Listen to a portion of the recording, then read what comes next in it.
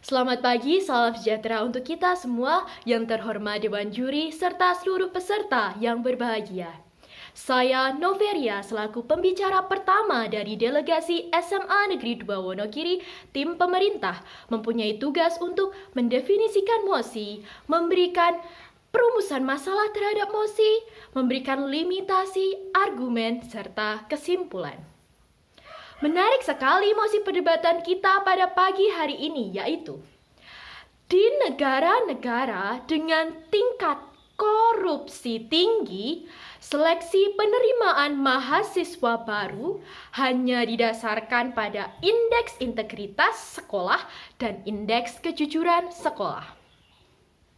Di sini kita bisa menggarisbawahi poin-poin penting, yaitu korupsi, indeks integritas sekolah, dan indeks kejujuran siswa.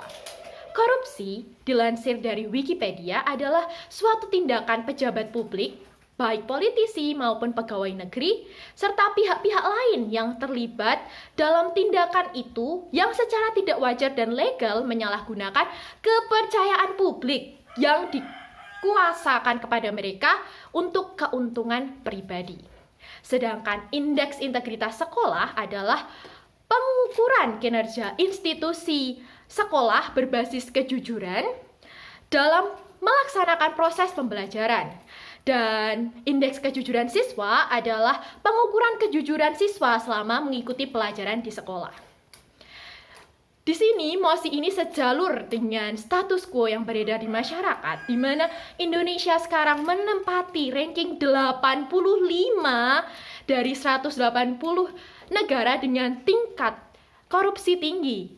Dan selain itu, menurut data Kemendikbud yang dirilis pada tahun 2019, menyatakan bahwa hanya 503 sekolah yang ada di seluruh Indonesia dengan integritas tinggi, atau bila kita simpulkan, yaitu hanya terdapat 1% dari seluruh sekolah di Indonesia yang mempunyai integritas atau kesadaran integritas.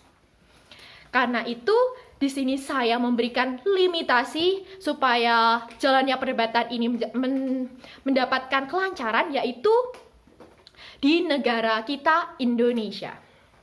Saya tentunya sebagai tim pemerintah sangat setuju dengan mosi perdebatan kita karena didasarkan dengan argumen saya. Yang pertama adalah sekolah berintegritas. Sekarang di negara kita sudah dijalankan sistem sekolah berintegritas.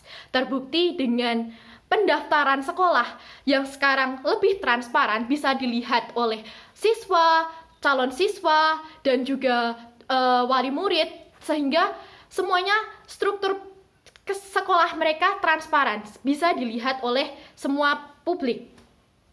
Ini adalah salah satu bentuk penanaman integritas di dalam sekolah. Dan ini juga salah satu pembuktian bahwa negara kita Indonesia sudah menanamkan indeks integritas sekolah untuk memberikan bibit-bibit unggul bangsa Indonesia untuk maju ke depannya. Dan tentunya bibit-bibit unggul dengan integritas tinggi. Kemudian, saya mempunyai fakta yang telah saya alami sendiri, di mana saya bersekolah di SMP Negeri 1 Jatisrono sebelum saya memasuki SMA. Dengan SMP saya mempunyai kebijakan yaitu integritas nomor 1. Jadi sebelum kita melakukan ulangan, sebelum kita melakukan ujian, kita akan disumpahkan untuk tidak mencontek, untuk tidak melihat jawaban dari teman, dan itu kita lakukan dengan baik, sehingga kita sebagai siswa, saya dan teman-teman saya memang benar, saya tidak mencontek, teman-teman saya tidak mencontek, dan kita melakukan suatu kejujuran, dan itu sudah tertanam dalam diri kita sampai kita bawa saat kita SMA.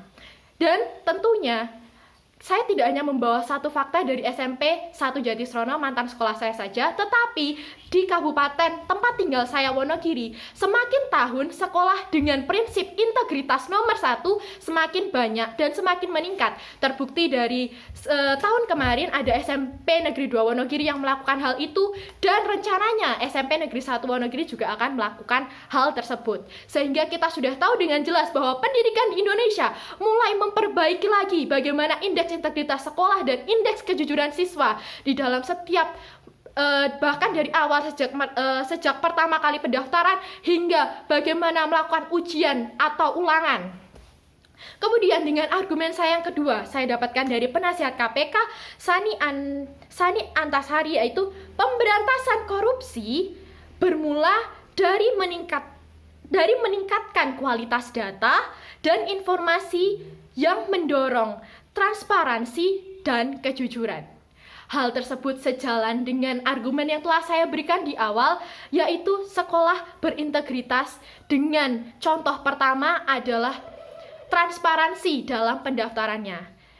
Itu sudah jelas, jadi antara KPK dan pendidikan yang ada di Indonesia sudah mulai bergerak sejalan untuk mewujudkan generasi-generasi penerus bangsa yang mempunyai tingkat integritas dan kejujuran yang tinggi, sehingga nantinya kita sebagai calon penerus bangsa Indonesia sangat mengharamkan tindakan korupsi dan selalu berlaku integritas di dalam sendi-sendi kehidupan bangsa. Dan selain itu, sekarang kita hidup di realita di mana korupsi di Indonesia sangatlah tinggi. Dan bagaimanapun caranya, kita harus segera memerangi korupsi tersebut untuk mendapatkan Indonesia yang semakin maju dan maju lagi. Dan tentu di sini saya ingin mempertegas lagi argumen saya bahwa saya sebagai tim pemerintah sangat setuju dengan mosi perdebatan kita pada pagi hari ini, yaitu di negara-negara dengan tingkat korupsi tinggi, di mana sekarang di Indonesia seleksi penerimaan mahasiswa baru hanya didasarkan pada indeks integritas sekolah dan indeks kejujuran siswa. Hal itu sangat saya setujui, dan seperti kesimpulannya yaitu membangun suatu negara yang bebas korupsi ibarat menanam pohon dan kita harus merawatnya dengan baik. Sekian dan terima kasih.